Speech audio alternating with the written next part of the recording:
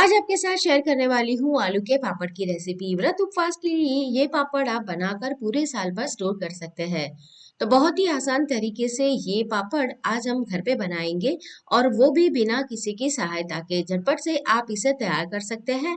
एक बार बनाकर पूरे साल भर तक इसे एंजॉय कर सकते हैं। हेलो दोस्तों, मैं हूँ हेतल और मेरे किचन में आप सभी का बहुत बहुत स्वागत है। तो चलिए आज की मज़ेदार रेसिपी बनाना शुरू करते हैं।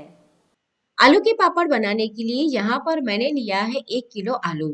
शिवरात्रि के जाते ही मार्केट में इस तरह के नए आलू दिखने शुरू हो जाते हैं, जिसके छिलके बहुत ही पतले रहते हैं और इसमें स्टार्च ज्यादा रहता है। तो इस समय पर आप पूरे साल भर के लिए ये पापड़ बनाकर स्टोर कर सकते हैं। तो इसको हम उबाल लेंगे। तो 3 से 4 विसल आने तक मैंने इसे प्रेशर कुक कर लिया था। अब जब ये गर्म है तभी इसके छिलके हमें निकाल लेने हैं। ध्यान रहे कि आलू आपके इस तरह से अच्छे से उबले हुए होने चाहिए। इसका छिलका जैसे आपने देखा कि बीच में से फट गया है यानी क्रैक आई है, इसका मतलब है आलू बहुत अच्छे से पक चुका है। तो आलू कच्चा बिल्कुल भी नहीं रहना चाहिए। और गरम गरम ही इसके छिलके निकाल के हमें इसे मैशर में मैश कर लेना है। तो हम क्या करेंगे, छिलके निकालने के बाद छलनी लेंगे और फिर उसे मैश कर लेंगे। जो मैशर आता है उससे नहीं, लेकिन जो कद्दूकस करने वाली छलनी होती है उससे हम इसे मैश करेंगे। और जो बहुत ही छोटी वाली साइज है ना, उस साइज से हमें करना है ताकि इसमें कोई भी आलू के चंक्स ना रहे। तो ये बात आपको ध्यान रखनी है कि जब भी आप पापड़ बनाए ना, तो उसके कोई भी चंक्स नहीं रहने चाहिए। आलू बहुत बढ़िया से स्मूथ आपके रहने चाहिए, तभी हमारे पापड़ बढ़िया बनेंगे। और जब आलू गरम गरम रहते हैं तभी आपको ये सारी प्रोसेस करनी है। तो आपको ज्यादा मेहनत भी नहीं करनी पड़ेगी और आपके बढ़िया से पापड़ तैयार हो जाएंगे। और इसकी खास बात यह है कि अगर आपके घर में कोई और है नहीं हेल्प करने के लिए, तभी आप फटाफट इसे बना सकते हैं। जैसे आलू आपने उबाल के रख लिए हैं, तो सिर्फ आधे घंटे में 1 किलो आलू में से पूरे पापड़ तैयार हो जाएंगे। और 1 किलो आलू में से आपके आराम से 40 से 45 पापड़ तैयार होते हैं। तो देखिए मैंने इसे इस तरह से मैश कर लिया है। और आप देख सकते हैं इसमें बिल्कुल भी उसके चंक्स नहीं है। इसे हमें मलना है, जैसे आटा गूंथते हैं ना, ऐसे इस तरह से गूंथने से ये बहुत ही स्मूथ सा हो जाएगा। और इसका जो कलर है ना वो वाइट होगा। तो 5 से 7 मिनट आपको अच्छे से इसे फेंटना है। जैसे आप इसे फेंटेंगे ना, तो ये थोड़ा सा हल्का भी होगा, इसमें हवा भरेगी थोड़ी सी। और कलर बढ़िया सा इसका लाइट होगा और आपके पापड़ बिल्कुल भी फटेंगे नहीं। तो 5 से 7 मिनट आपको इस तरह से मलना है। अगर आपके हाथों में ये ज्यादा चिपक रहा है, तो आप हाथों में तेल लगा दीजिए, तो इतना ज्यादा ये नहीं चिपकेगा। देखिए जैसे जैसे इसको मलते जा रहे हैं, ये थोड़ा सा चिकना हो रहा है। तो बस इसको हमें ऐसे ही चिकना तैयार करना है। आप देख सकते हैं कि पहले से इसका कलर भी वाइट हो गया है। तो मैंने कुल मिलाकर इसे 7 से 8 मिनट इस तरह से फेंट लिया था। तो बढ़िया से ये भी तैयार हो गया है और ये गर्म ही है। अब इसके अंदर हम मसाले डालेंगे। तो मसाले आपको इसमें थोड़े से कम ही डालने हैं, क्योंकि जब ये सूख जाएंगे ना, पानी जब सूख जाएगा, तो मसाले अपने आप अकॉर्डिंग टेस्ट हो जाएंगे। तो यहाँ पर मैंने आधा टीस्पून नमक डाल दिया था, 1 टीस्पून यहाँ पर मैंने चिली फ्लेक्स डाले हैं, थोड़ा सा धनिया डाला है और 1 टीस्पून जीरा डाला है। आप चाहे तो इसमें काली मिर्च भी डाल सकते हैं। और अगर आप व्रत में लाल मिर्च नहीं खाते हैं तो हरी मिर्ची को पीस के इसमें मिला सकते हैं। अदरक आपको पसंद है तो वो भी डाल सकते हैं, लेकिन कई बार अदरक डालने से जो पापड़ है ना वो थोड़े से काले होते हैं, तो मैंने अदरक यहाँ पर नहीं डाला है। वैसे आलू के साथ अदरक का स्वाद अच्छा लगता है। तो देखिए हमारा जो पापड़ बनाने के लिए डो है वो तैयार हो गया है। अब हम क्या करेंगे कि एक प्लेट ले लेंगे और हाथों के ऊपर थोड़ा सा तेल लगा देंगे, क्योंकि ये काफी चिकना रहता है तो हाथों के ऊपर चिपकता है। तो हाथ को तेल से चिकना करके नींबू जैसा इसका एक पेड़ा तैयार कर लेंगे। तो सारे पेड़े हमें तैयार कर लेने हैं, फिर उसमें से हमें पापड़ तैयार करने हैं।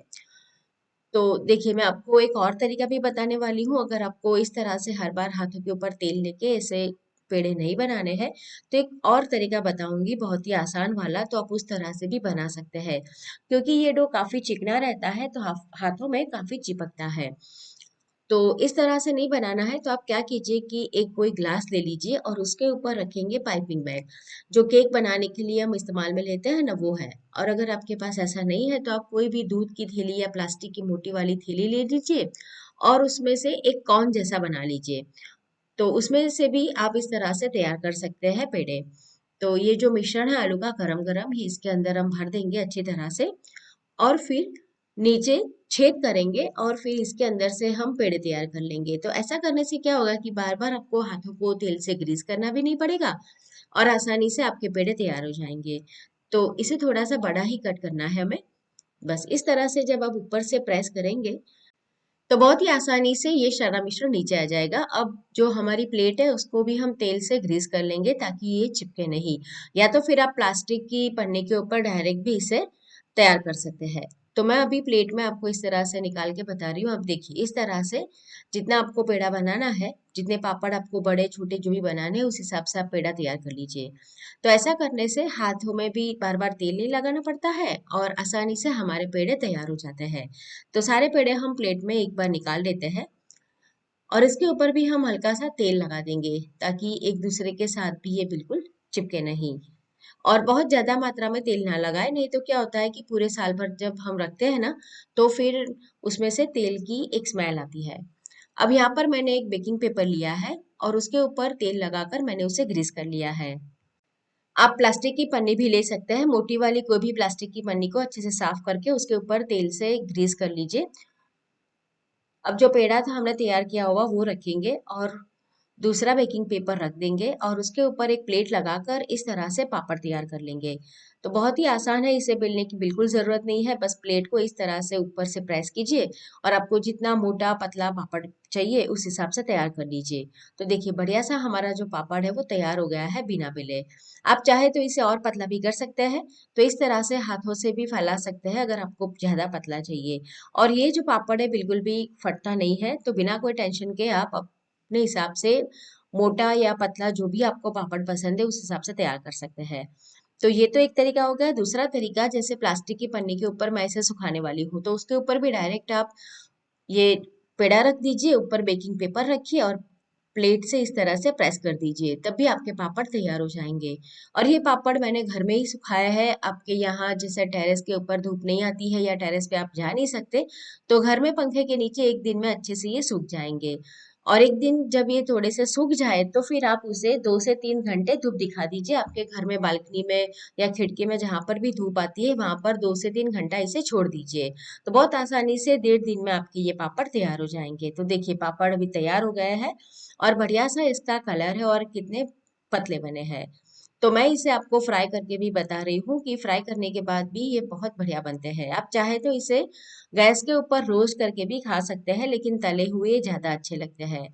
तो जब भी आपको जैसे व्रत उपवास है और नाश्ता चाहिए या तो फिर आपको ऐसे ही चाय कॉफी के साथ कुछ खाना है, तो ये पापड़ आप फ्राई करके खा सकते हैं। तो एक बार ही आलू पापड़ की रेसिपी आप जरूर ट्राई करना। ऐसी नई नई रेसिपी आप लोगों के लिए हमेशा लाती हूँ। तो अभी तक आपने मेरे चैनल किचन क्राफ्ट रेसिपी को सब्सक्राइब नहीं किया है तो जरूर सब्सक्राइब करें। तो फिर से मिलेंगे नई मजेदार रेसिपी के साथ।